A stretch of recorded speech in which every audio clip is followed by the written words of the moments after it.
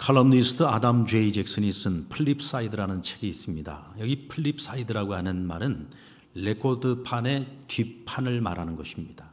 그러니까 어떤 것의 이면을 말하는 거죠.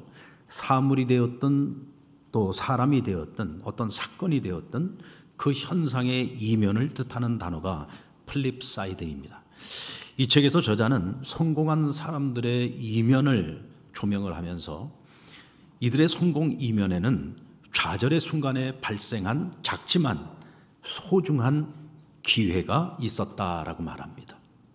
혹시 여러분들에게는 그런 경험이 없습니까? 어떤 좌절, 실망하고 낙심할 수밖에 없고 또 일어서기 힘들 만큼 어려운 일들이 있을 때 사실은 우리 인생 전체를 놓고 보면 짧았던 그 시간들을 통해서 우리가 인생 전체를 살아갈 수 있는 굉장히 소중한 교훈을 얻기도 합니다. 그래서 그 작은 교훈 하나가 우리 인생 전체를 바꿔놓는 일들을 경험하기도 하죠.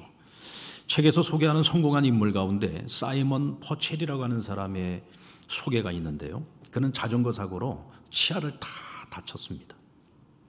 그래서 이제는 치아를 전부 손을 보고 임플란트를 해야지 되는데 이분이 살고 있는 영국은 굉장히 물가가 비싸요.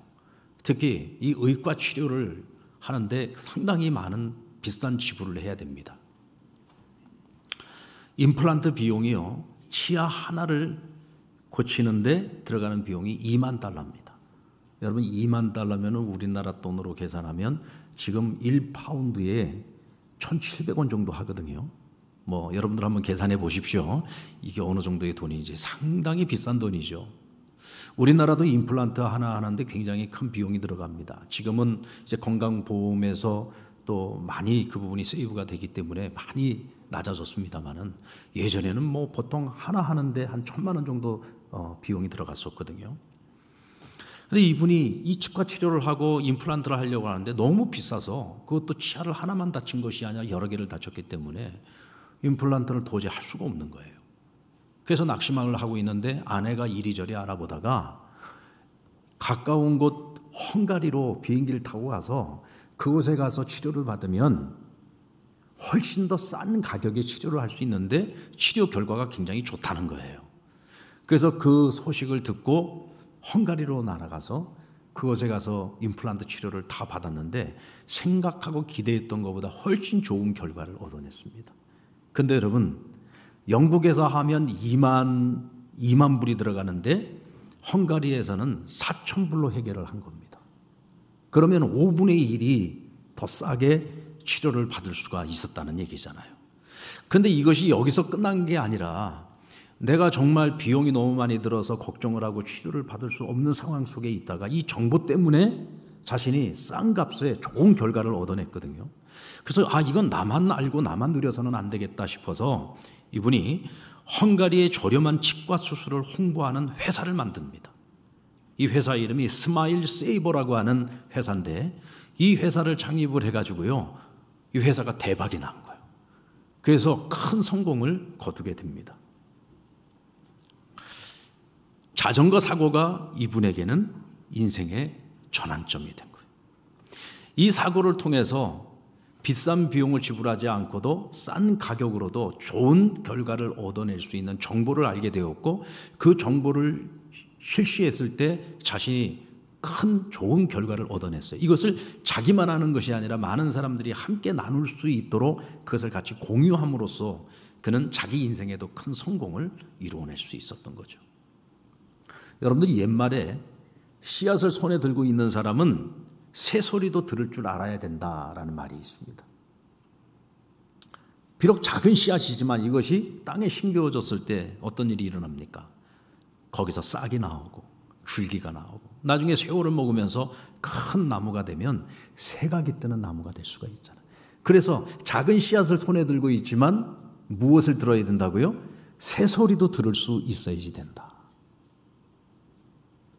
마치 예수님의 천국 비유처럼 그 천국 비유들 가운데 겨자씨 비유가 있지 않습니까? 지극히 작은 겨자씨, 눈에 잘 보이지도 않을 만큼 작은 겨자씨지만 그게 땅에 심겨지고 또 거기서 싹이 나고 줄기가 나오면 나중에 세월을 먹어 큰 나무가 되고 새가 깃드는 나무가 된다.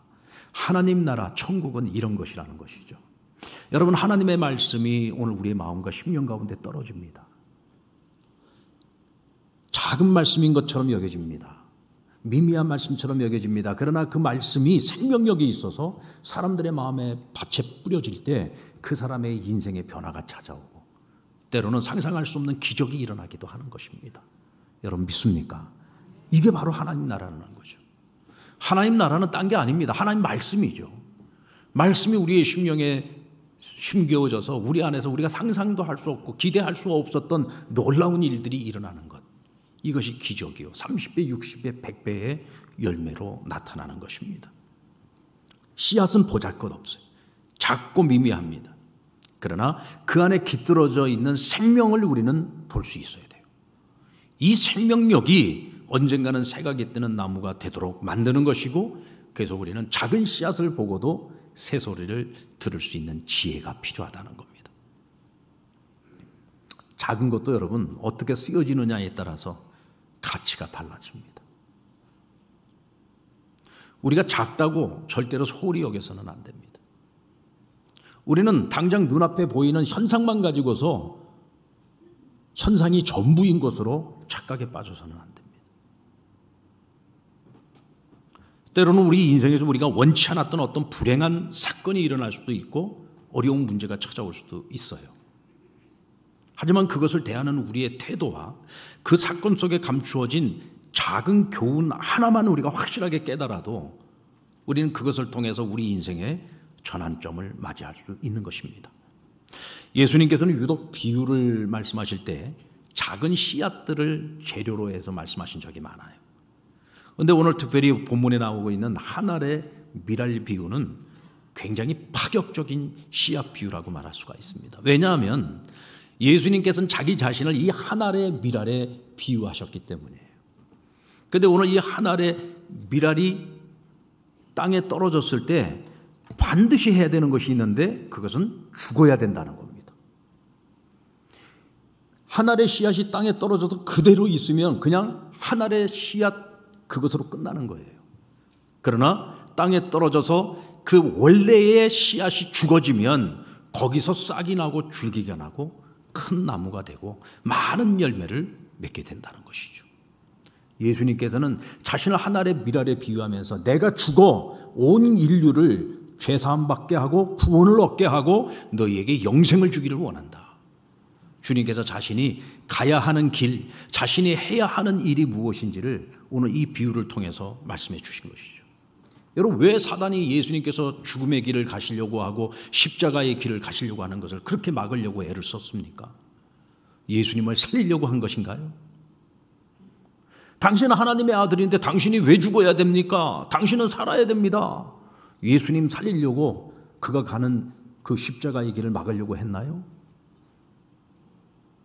여러분, 예수님께서는 자신이 죽어서 모든 사람이 사는 길을 여시려고 했잖아요. 다시 말하면 이 사단은 예수님도 결국은 죽게 만들고 모든 사람이 다 죽음에 이르고 모든 사람이 하나님의 심판에 이르도록 만드는 것이 목적이었죠. 사단은 항상 죽음으로 우리를 몰아가는 자입니다. 그러나 예수님은 자기 하나가 죽어서 모든 사람을 살리는 길을 열어주신 거죠. 그러므로 하나님 앞에서 뜻을 가지고 살아가는 사람들은 한 알의 밀알 같은 나 자신이 아무리 작고 초라하다고 할지라도 그런 나의 가치를 절대로 작게 여겨서는 안 됩니다. 여러분들 한 알의 밀알 맞습니까? 여러분들 자신이 한 알의 밀알 맞습니까? 우리가 어떻게 한 알의 밀알이 됩니까? 우리가 우리 자신만을 위한 인생을 살아가는 우리 한 알의 밀알이 될 수 없죠. 나를 구원해 주신 하나님 나라를 먼저 생각하고 하나님의 뜻을 먼저 구하고 뭔가 하나님의 뜻을 이루기 위해서 나를 희생하고 나를 헌신하는 삶을 살아가고자 하는 그런 마음과 뜻이 있다면 우리는 한 알의 밀알이 될 수 있어요. 그런데 그 한 알의 밀알인 나 자신을 보니까 어떻습니까, 여러분? 우리가 참 그런 일들을 감당할 만큼 준비가 된 사람입니까? 대단한 사람입니까? 그만한 능력이 있습니까? 우리가 그런 생각할 때가 많잖아요. 뭐 나 하나 희생한다고 뭐 세상이 바뀌나? 하나하나 주를 위해서 헌신한다고 해서 하나님 나라에 무슨 큰 변화가 일어나나? 내가 뭐라고? 나같이 보잘것없는 사람이, 나같이 무능한 사람이, 여러분, 나 자신의 가치를 알지 못하고 자기 자신을 소홀히 여기는 사람들은요, 절대로 하나님의 미랄이 될 수가 없습니다. 왜냐하면 이와 같은 생각을 가지고 있는 사람들은 자신의 한계만 바라보고 있지 자신을 사용하시는 하나님의 전능하심을 보지 않기 때문에 그래요. 여러분, 그 작은 씨앗에서 싹이 나게 만들고 줄기가 나오고 만들고 나중에 큰 나무가 되게 만드는 것은 이 씨앗이 하는 일이 아닙니다. 이 씨앗이 심기어지고 물을 주고 또 햇빛을 먹게 하고 그렇게 해서 그것을 자라게 하고 열매를 맺게 하는 건 누가 하는 거예요? 그건 하나님께서 하시는 거예요. 전능하신 분이 하는 겁니다. 그러니까 그분을 믿지 않고 그분을 바라보지 않으니까 우리는 지극히 작고 연약한, 자꾸 나 자신을 바라보면서 우리는 뭔가 도전을 볼 생각도 하지 않는 거예요. 무엇인가 시작해 볼 생각조차도 못 하는 겁니다. 그래서 늘 하나의 미랄 그대로 있는 거죠. 오병이어의 기적을 생각해 볼까요? 어떻게 기적이 일어났습니까? 예수님도 아무것도 없습니다. 제자들도 가진 것이 없었습니다. 주님을 따르고 있던 그 수많은 무리들이 다들 식량이 다 떨어졌습니다. 근데 그 중에 유일하게 한 소년이 보리떡 5덩이 물고기 2마리 작은 도시락을 갖고 있었어요. 근데 그것을 주님 앞에 내놨습니다. 어떤 마음으로 내놨을까요?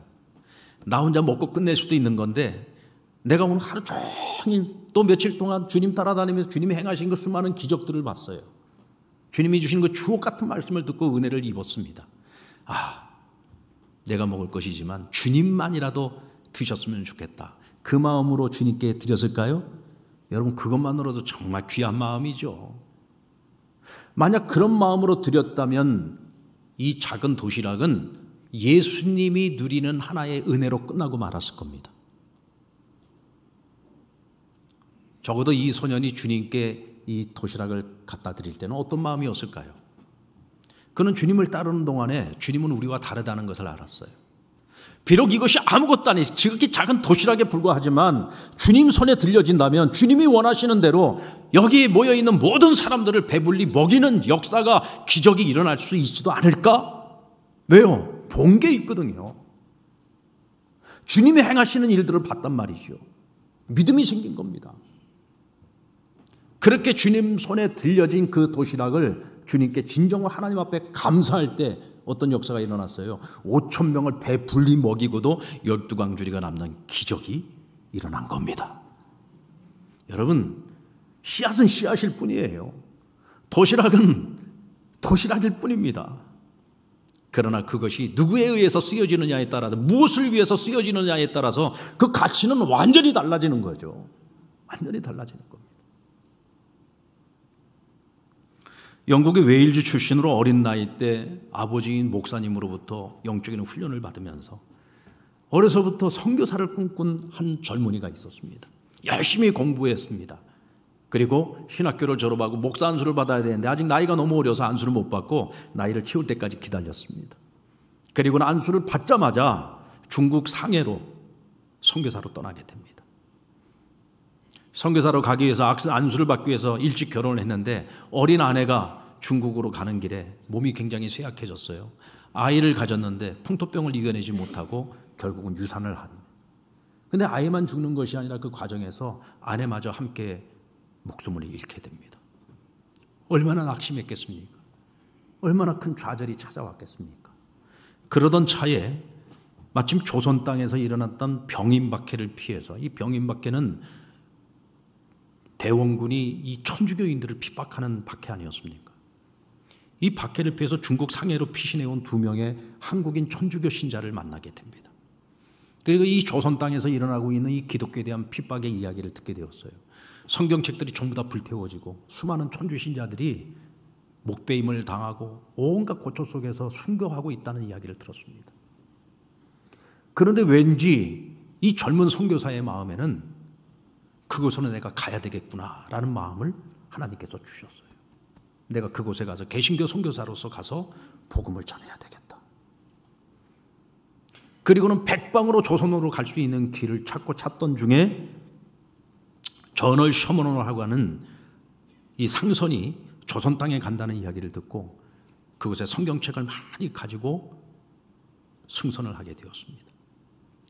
당시 외세에 대하여 강경한 입장을 보였던 조선과의 충돌로 배가 그만 모래톱에 빠져가지고 오도 가도 못하게 되었을 때 이 조선군의 화공작전으로 배가 다 불타버리고 말았어요. 이 사람들이 살기 위해서 바닷속으로 뛰어들고 또 해변으로 도착했을 때는 조선군들이 기다리고 있다가 전부 칼로 그들을 못 베어 죽였습니다. 이 선교사도 어쩔 수 없이 물 위로 뛰어들었습니다. 성경책을 가지고서 간신히 헤엄을 쳐서 무태에 이르렀을 때 포졸 박충건이라고 하는 사람에게 성경책을 전해주다가 그만 그의 손에 목베임을 당해 순교하게 됩니다.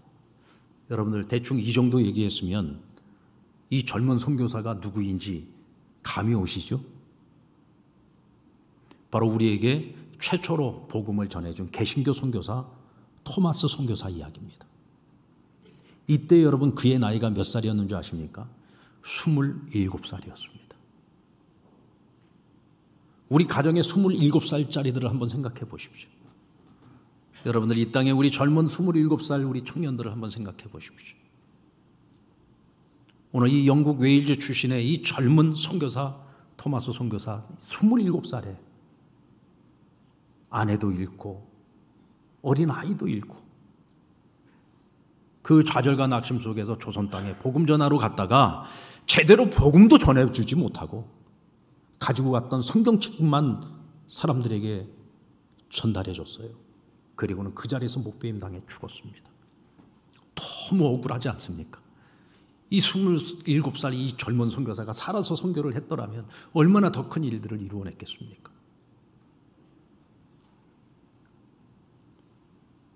여러분, 그는 지극히 작은 미랄이었던 거죠. 선교사들 가운데는 선교지에 가서 교회도 많이 세우고 열심히 복음 전해서 수많은 사람들이 예수 믿게 만들고 그곳에 그리스도의 제자들을 세워서 그 땅의 복음화를 위해서 큰 일, 큰 역할을 감당해낸 선교사들도 많이 있습니다. 그런데 이 토마스 선교사가 한 일은 가서 성경책 전해주고 죽은 것밖에 없어요. 이와 같이 큰 일을 해낸 선교사들과 비교를 해본다면 정말 지극히 작은 미랄에 불과하지요. 그러나 여러분, 우리는 그의 죽음이 결코 가치 없는 죽음이 아니었다는 것을 너무나 잘 알고 있습니다. 그날 해변가에서 토마스 선교사가 던져준 세 권의 성경책을 받아든 12살짜리 최치랑이라는 소년이 있었어요. 이 소년이 그것을 집에 가지고 와가지고 평양 영주였던 박영식이라고 하는 사람에게 건네줍니다. 한 권의 책을 건네줬어요. 박영식은 그 성경책을 들고 자신의 집에 가서 자기 집 방 안을 이 성경책이 보니까 이 종이가 너무 좋은 거예요. 이 성경책을 다 뜯어가지고 성경책으로 방 안을 다 도배를 한 겁니다. 그러니까 자나 누나 눈을 뜨고 있으면 다 뭐가 보여요? 온 방 안이 전부 다 하나님 말씀이 성경책인 거예요. 그런데 최치랑이 나중에 돈을 주고 이 집을 박영식에게 사게 됩니다. 그리고 그곳을 여관으로 꾸며서 장사를 해요. 근데 우연치 않게 이곳에 마펫 선교사와 그레함 리 선교사가 이 여관에 투숙을 하게 됩니다. 그리고 방 안에 들어와서 보니까 온통 하나님 말씀으로 도배가 되어 있는 거예요. 이게 대체 무슨 일인가 깜짝 놀라서 최치랑 주인을 불렀습니다. 그리고 이게 대체 무슨 일이냐 하고 자초지종을 물었더니 자신이 과거에 경험했던 이야기들을 쭉 해주는 거예요. 토마스 선교사가 죽으면서 자신들에게 성경책을 던져줬는데 그중에 세 권을 가지고 왔다가 이 책을 갖다 한 권 갖다 줬더니 이것으로 누구예요? 박영식이라고 하는 사람이 온 방에 도배를 했는데 내가 이 집을 사서 지금 여관을 하고 있다. 그런데 마펫 선교사가 이건 절대로 우연이 아니다. 이건 하나님이 행하신 일이다.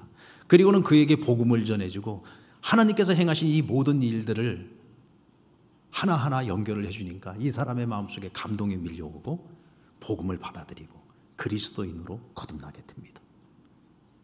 그리고 도배를 했던 박영식도 예수를 믿고 그리스도인이 되었습니다. 그리고 이 여관을 사들여서 최초의 평양에 교회가 세워지게 되는데 바로 그 교회 이름이 널다리 교회입니다. 이 널다리 교회가 나중에 성장을 해서 장대제 교회로 이름이 바뀌게 되었고 훗날 교회가 많이 성장하면서 장대현 교회로 이름이 바뀌게 됩니다. 여러분 우리가 잘 아는 장대현 교회 평양 대부흥운동 1907년에 일어나지 않았습니까? 이 평양 대부흥운동을 통해서 저 북녘 땅에서 얼마나 큰 복음의 부흥의 역사가 일어났고 그것이 또 남쪽으로도 그 복음의 물결이 흘러오지 않았습니까? 여러분 이것이 우연일까요? 이건 결코 우연이 아니죠. 역사가 지나가고 난 후에 뒤를 돌아보니 어떤 것 하나도 우연이 아니었단 말이에요. 토마스 선교사의 그 죽음이 정말 아무것도 아닌 지극히 작은 하나의 미랄인 것처럼 보이지만 그 순교의 터 위에 그가 흘린 피 위에 하나님께서는 교회를 세우시고 복음이 전파되게 하시고 복음의 불모지였던 조선 땅에 수많은 교회가 세워지고 이 땅의 영적인 부흥과 함께 하나님 이 나라 이 민족을 사랑하셔서 이 땅 가운데 큰 부흥의 역사, 부강함의 역사를 우리에게 허락해 주시지 않았습니까? 할렐루야. 그런데 우리가 어찌 토마스 선교사를 이 하나의 미랄 아무것도 아닌 제대로 한 것도 아무것도 없는 선교사라고 그렇게 우리가 함부로 말할 수 있겠습니까? 심지어 그를 파송했던 런던 선교회에서는요 그가 가서 한 일이라고는 죽은 것밖에 없다. 그의 순교의 가치를 같이 절하시켰습니다. 인정하려고 하지 않았어요. 오히려 그것을 우리 한국 교회가 인정했고 오히려 한국 교회가 토마스 선교사의 그 헌신과 그의 순교와 그의 죽음 위에 이 땅에 교회가 세워져 이렇게 부흥했노라고 우리가 그것을 밝혔습니다. 그리고 우리가 런던 선교회에 그의 가치와 그의 소중함을 오히려 역으로 우리가 그들에게 가서 전해주었죠. 여러분 토마스 선교사를 목베어 죽였던 박충건은 훗날 널다리 교회의 종소리를 들을 때마다 죄책감 때문에 견딜 수가 없었어요. 그래서 스스로 마페 선교사에게 찾아갑니다. 그리고는 복음을 받아들이고 세례를 받습니다. 훗날 영주교회의 영수가 되었어요. 영수는 오늘날로 하면은 장로가 되었다는 겁니다. 장로가 되어 평생 하나님 몸된 교회를 섬겼습니다. 여러분 지극히 작은 미랄이지만 그가 죽었기 때문에 그의 그 죽음을 통해서 하나님께서는 이 한국교회에 영적인 복이 흘러들어오게 만드셨습니다. 사람의 눈으로 볼 때는 작고 미미한 것처럼 보이지만 우리는 그가 예수님처럼 땅에 떨어져 죽어 많은 영혼을 살리고 생명을 구원했다는 사실을 기억합니다. 작은 것처럼 보인다고 결코 우리가 그 가치를 작게 보는 실수를 해서는 안 됩니다. 예수님이나 토마스 선교사나 세계 곳곳에 나가서 복음을 전하고 있는 복음의 일꾼들 그 모든 사람들의 공통점이 있는데 그들은 작은 씨앗을 들고도 새소리를 들을 줄 아는 지혜를 가지고 있다는 것입니다. 오늘 저와 여러분도 그런 지혜를 갖기를 원합니다. 나 하나의 가치 작은 미랄이지만 절대로 그 가치를 소홀히 여기지 마십시오. 우리 안에 예수 생명이 있습니다. 우리 안에 복음이 있습니다. 우리가 가만히 있지 않고 우리가 이 복음을 위해 죽고자 한다면 하나님께서는 그런 우리를 통해서 창원과 경남 지역뿐만 아니라 이 나라 이 민족과 그리고 세계 선교 민족 복음화까지도 이루어내는 놀라운 역사를 이루어갈 줄로 믿습니다. 자, 이 비유에서 우리가 꼭 기억해야 되는 것은 열매 맺는 한 알의 미랄은 반드시 죽어야 된다는 거예요. 반드시 죽어야 됩니다. 여러분 지난 안식주간 동안 몇몇 동역하는 목사님들과 함께 영국을 다녀왔습니다. 이번 영국길에 그 영국의 그 도시들마다 정말 고색이 찬란한 그 고딕 양식의 그 첨탑이 하늘을 찌를 듯한 웅장하고 화려하고 크고 멋진 교회들을 많이 보았어요. 그 교회들을 보면서 야, 영국 교회의 그 찬란한 역사를 한눈에 보는 것 같았습니다. 전 세계에 가장 많은 선교사를 보내고 전 세계에 그 젊은 선교사들이 그 뜨거운 열정을 가지고 선교사로 소원을 하고 그들을 통해서 전 세계 복음이 전파되지 않았습니까? 그 찬란했던 교회. 그런데 여러분 지금은 그 교회들이 전부 박물관으로 전락하고 말았어요. 교인이 적어도 1000명이 넘게 모여서 예배를 드릴 수 있는 그런 공간 안에 교인들이 여러분 몇십 명 모여서 예배를 드리고 많이 모이면 한 100여 명, 몇백 명. 지금 가장 많이 모이는 교회가 한 500명 정도가 모여서 예배를 드리는 교회입니다. 그것도 영국의 전통적인 교회들이 아니고 뭐 순복음교단이라든지 회중교회라든지 그런 개혁교단들 가운데 몇몇 교회가 명맥을 유지하고 있는 상황 속에 있습니다. 저희는 이번 영국길에 주일 예배를 드려야 되는데 어디서 예배를 드리는 것이 좋을까 고민을 하다가 런던에서 웨일즈 지방이 있는 쪽으로 우리가 갔습니다. 그리고 웨일즈에 있는 토마스 선교사님의 아버님이 심우하셨던 교회 하노버 교회를 우리가 방문했어요. 그리고 그 교회에 가서 예배를 드렸습니다. 사진을 보시면은 이 교회에 토마스 선교사님의 저 사진이 걸려 있더라고요. 그리고 지금 현재 이 교회를 담임하고 있는 분은 한국 선교사님입니다. 지금 현재 이 교회의 교인이 전부 몇 명이냐? 딱 3분 남아 있습니다. 60대 후반, 70대 초반의 부부인 것 같은데 두 분이 관계가 조금 애매하긴 하더라고요. 부부인 것 같기도 하고 아닌 것 같기도 한데 하여간 두 분이 교회를 같이 돌보고 섬기고 있었어요. 그리고 또 한 분 80대 노인이 한 분 계시는데 그날은 이 할머니는 오시지도 않았더라고요. 우리가 갔던 날 담임 목사님이 한국에 방문을 하고 있어서 목사님이 계시지를 않으니까 주일인데 예배를 못 드리고 있는 거예요. 그래서 우리 한국 목사들이 가서 예배 사회도 하고 설교도 하고 기도도 하고 우리가 같이 특동도 하고 그렇게 해서 같이 예배를 드렸습니다. 그곳 교인 2분과 같이 예배를 드린 거예요. 이 교회에 가서 우리가 놀란 것 중에 하나는 뭐냐면 저는 토마스 선교사님을 파송한 교회이기 때문에 꽤 큰 교회라고 생각을 했어요. 근데 가서 보니까 우리로 말하면 작은 시골 교회입니다. 다시 한번 사진 좀 보여주세요. 여러분들 이 교회가 사진으로 봐서는 잘 모르는데 교회가 아주 작은, 우리로 말하면 작은 시골 교회 같은 교회입니다. 교회 내부 사진도 좀 보여주십시오. 네, 제가 한번 저 강대상 위에 올라가서 사진을 찍은 건데요. 강대상 쪽에서 회중석을 바라보면 저게 교회 전체입니다. 그러니까 우리 온천상랑교회보다 조금 더 크다고 생각을 하시면 돼요.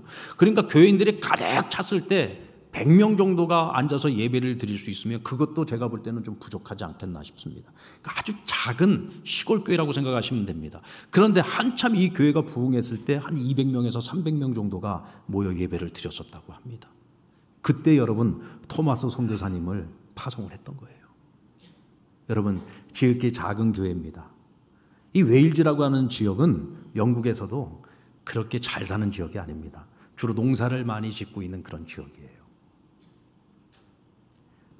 시골의 작은 교회라고 생각하면 됩니다. 그런데 여러분 이 교회가 헌신하여 우리 조선 땅에 파송한 토마스 선교사를 통해 이 땅에 복음의 씨앗이 뿌려진 겁니다.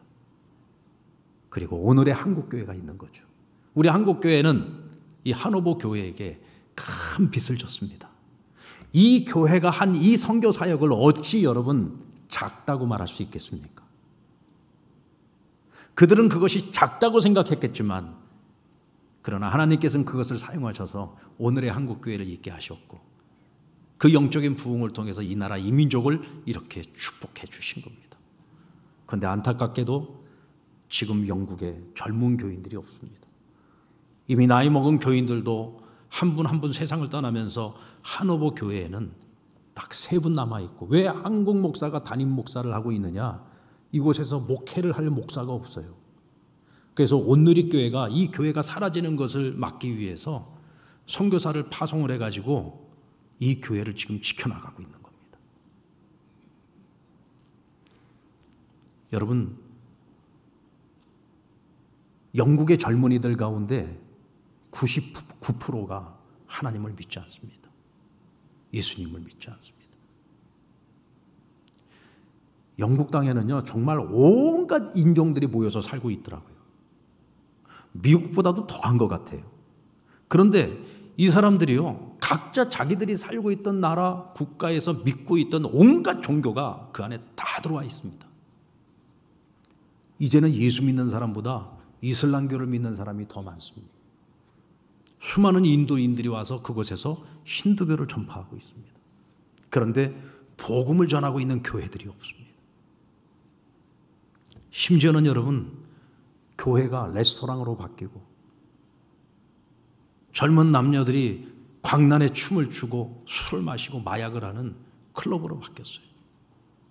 이번에 제가 영국에 갔다가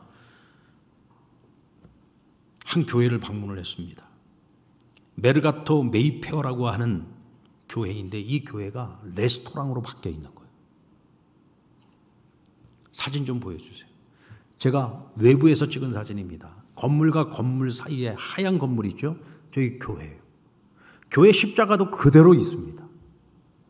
그리고 저 식당 안으로 딱 들어가면은 분명히 교회인데 그 안에 있는 코너들이 쭉 있는데 전부 다 와인바들이에요.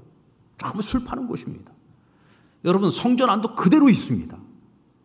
본당이 그대로 있는 거예요. 이 장의자만 사라졌어요. 여기에 전부 다 밥을 먹을 수 있도록 테이블이 다 놓여져 있고 이게 전부 다 지금 술을 팔고 있는 바들이에요. 여러 개의 바들이 그 안에 전부 다 들어있는데 뭐 와인도 팔고 맥주도 팔고 음식도 팔고 왼쪽 사진을 보면은 저건 강대상입니다. 강대상 바로 뒤에 뭐가 있냐면 그 옆에 사진에 보면은 와인바가 있는 거예요.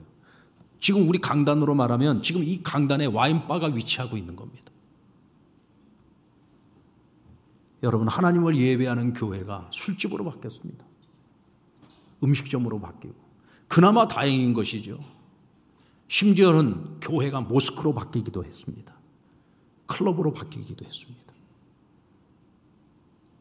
더 이상 교회가 성도가 없으니까 교회를 운영할 수가 없어요. 그러니까 교단에서 그 교회를 팔아버린 겁니다.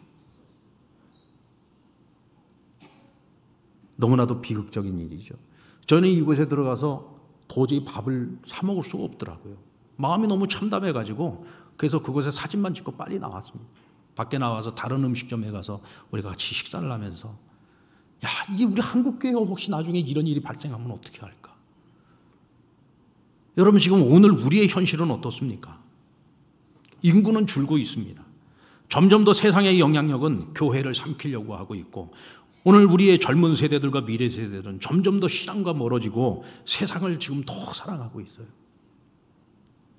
이와 같은 상황에서 하나님의 말씀이 성경의 정신을 위배하는 동성애와 같은 범죄를 우리 사회는 지금 옹호하고 용납합니다. 오히려 교회를 보수적이라고 말합니다. 고루하다고 말합니다. 이기적인 집단이라고 말합니다. 온갖 매스미디어를 통해서 반기독교적인 정서가 확산되고 있습니다. 여러분, 이와 같은 상황 속에서 우리는 또 코로나를 경험하지 않았습니까? 저는 이 코로나가 하나님께서 우리에게 보여주신 한 지나가는 바람이었다라고 저는 생각을 합니다. 지금 우리가 정신 차리지 않으면 우린 저 서구 유럽의 수많은 교회들처럼 영국 교회처럼 언젠가는 저렇게 무너져 버리고 말 것입니다. 오늘 이 땅의 교회의 젊은이들이 점점 교회를 떠나고 세상으로 나아가 버리고 점점 나이 먹어가고 늙어가고 있는 우리만이 이곳을 지키게 된다면 수십 년 지나고 나면 똑같은 현상이 우리 한국교회 안에도 일어나지 않겠습니까? 그렇다면 여러분, 우리는 이것을 반면교사로 삼아야 되겠죠. 어찌 해야 되겠습니까? 어떻게 해야 우리 한국교회가 영적으로 죽지 않고 다시 일어날 수 있고 다시 회복될 수 있고 다시 부흥할 수 있겠습니까? 코로나 때문에 여러분, 교회가 반품하게 난 교회들이 많습니다. 교회를 떠난 30%가 돌아오지 않고 있는 교회들도 많이 있습니다. 이 땅의 수많은 목회자들이 자꾸 비관적인 이야기들을 많이 하고 있습니다. 그러나 여러분, 우리가 지나간 교회들이 이렇게 쇠락하고 무너져 버린 그런 교회들을 보면서 우리가 지금 해야 할 일이 무엇인지를 돌아보고 작은 씨앗을 들고도 새소리를 들을 수 있는 희망과 소망을 가지고 우리가 지금 해야 할 일들을 시작한다면 절대로 그런 일은 일어나지 않을 것입니다. 오히려 우리가 영적으로 다시 깨어날 수 있고 다시 회복될 수 있고 오히려 새로운 영적 부흥도 저는 일어날 수 있다고 믿습니다. 이 일을 위해서 우리가 해야 되는 일은 한 가지입니다. 죽어야 되는 거예요. 죽어야 됩니다. 내가 살고자 하면 우리는 다 같이 죽습니다. 그러나 내가 죽고자 하면 다 같이 사는 역사가 일어날 수 있습니다. 우리는 무엇을 위해서 죽어야 됩니까? 하나님 나라를 위해서 죽어요. 주의 복음을 위해서 죽어야 됩니다. 우리 다음 세대들을 위해서 우리가 죽어줘야 됩니다. 죽는다라고 하는 것이 여러분 무엇인가요? 나를 내려놓는 거죠. 나의 욕심, 나의 욕망, 인간적인 욕망들, 세상을 사랑하는 마음들, 이런 것들을 우리가 다 죽여야 됩니다. 더 내려놔야 됩니다. 하나님 우리를 구원하실 때에는 나 하나 구원받는 것 하나의 미랄로 끝나라는 것이 아니라 내가 죽어서 더 많은 생명들을 구원하고 더 많은 영혼을 구원하라는 거잖아요. 그러려면 내 자존심도 내려놔야 되는 거고, 내가 마땅히 누려야 되는 이익도 내려놔야 되는 것이고, 내가 손해를 보더라도 복음을 위해서 바보가 되는 길이라면 그것도 내가 마땅히 그것을 기쁨으로 여기고, 지난주에 우리 차종선 목사님께서 말씀 주셨던 것처럼 정말 내가 예수 때문에 바보처럼 살아도 그것이 잘 사는 길이라면, 그것이 주를 위해서 죽을 수 있는 길이라면 그와 같은 길을 통해 하나님께서는 우리를 살리시고 오히려 이 땅을 살리시고 우리의 다음 세대를 살리시고 더 큰 부흥, 영적인 부흥을 하나님께서 이루어 주시지 않겠습니까? 지금이 바로 그 골든 타임이라는 생각이 들었습니다. 지금이 골든 타임입니다. 여러분들 우리 옆을 한번 보십시오. 옆에 우리가 함께 앉아있는, 우리가 함께 예배드리고 있는 이 성도들이 지금 있다는 게 얼마나 감사한 줄 아십니까? 여러분들이 다 사라지고 이 자리가 빈자리가 됐다고 한번 생각을 해보세요. 하나님께서 이 교회를 바라보시면 얼마나 참담해 하시겠습니까? 지금 하나님께서 그 영국교회를 바라보시면 얼마나 참담하겠습니까? 우리 한국교회는 절대로 그렇게 돼서는 안 되죠. 우리 상랑교회가 절대로 그런 일이 일어나서는 안 됩니다.